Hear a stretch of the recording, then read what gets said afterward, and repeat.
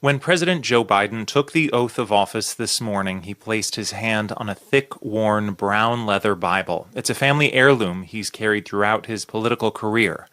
President Biden is Catholic, and he wears his faith more publicly than many presidents. He often quotes the Bible and Catholic thought in speeches, as he did today.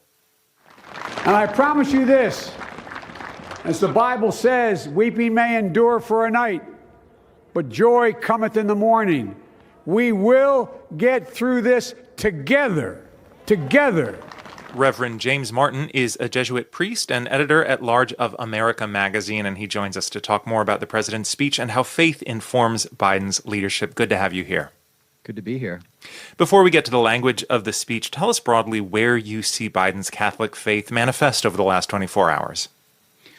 Well, he started off the day with Mass at St. Matthew's Cathedral with a friend of his, Kevin O'Brien, a Jesuit. He had a Jesuit priest, Leo O'Donovan, do the invocation. He sprinkled, as you said, Catholic references. It really is part of who he is. I don't think you can separate Joe Biden from his Catholic faith, so that's part of his life. Well, in that speech, there wasn't a lot of scripture quoted, but I do want to ask you about this moment. Many centuries ago, St. Augustine, a saint of my church, wrote that a people was a multitude defined by the common objects of their love. And then he went on to list those common objects that Americans love: opportunity, security, liberty, dignity, etc. I understand you think that line makes this a very Catholic speech. Explain why. Well, it's not every day that you hear St. Augustine quoted in an inauguration address. I was Right. with my Jesuit brothers watching it, and we all our eyebrows went up.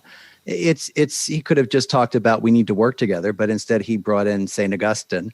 I think the whole speech was pretty Catholic, though. It was around the notion of the common good, which is part of Catholic social teaching. So I would say explicitly and implicitly, it was a Catholic speech. Explain that idea of the common good and why it is so central to Catholicism. Well, because it's more than just the individualism that we tend to think about in the United States, and in terms of laissez-faire capitalism, it's not just every person for himself or herself. It's working towards something that is common, and that means contributing something to the common good, to society, and that sometimes can be seen at odds with sort of rugged individualism. But I think President Biden was right to raise it, especially today when we're facing pandemic and all sorts of other problems. President Biden's deep Catholic faith is well known, and it's very different from someone like Justice Amy Coney Barrett or the Catholic voters who supported President Trump. Can you talk about that?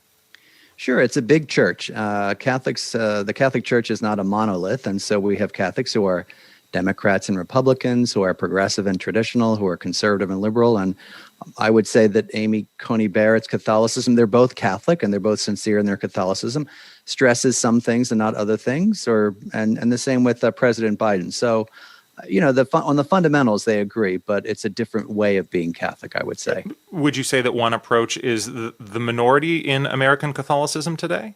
That's a good question. I might say half and half. I think that the more traditionalist side has been more active and perhaps more, I don't want to say loud, but maybe public about their faith. And I think people tend to forget about the progressive side that I think President Biden probably more fully reflects than Justice Barrett. Let me also ask you about the public response, or lack thereof, to Biden's Catholic faith. I was not alive to cover the Kennedy presidential campaign, but I understand it was a very big deal when he ran for office, and so much less so right now. Yes, and President Kennedy, I think I was 1 year old when that happened. President Kennedy was forced to go before a group of Protestant pastors and say explicitly, the Vatican will not tell me what to do. There was this fear that, the Pope was just going to call him up and tell him what to do. And Catholics since then have been really enculturated into the American culture. And so I don't think there might be some anti-Catholicism, but for the most part, people say, well, he's Catholic, he's Christian, and so that's fine with me. There's not as much virulent anti-Catholicism that he had to address. Finally, how do you think President Biden's faith will inform his leadership over the next 4 years? Well, certainly his faith in Jesus is going to help him, look at problems with the poor. Hopefully, he'll be considering what Pope Francis had said on the environment and on other issues. But I think you're also going to see a more Catholic culture. I think, references to the saints, to the sisters he knew, to going to Mass. President Biden is someone who speaks personally very frequently, and a big part of his personal life is his faith. And so, get ready for at least 4 years of more Catholic culture. That is Reverend James Martin, editor-at-large of America Magazine and a Jesuit priest. Thank you for speaking with us today. My pleasure.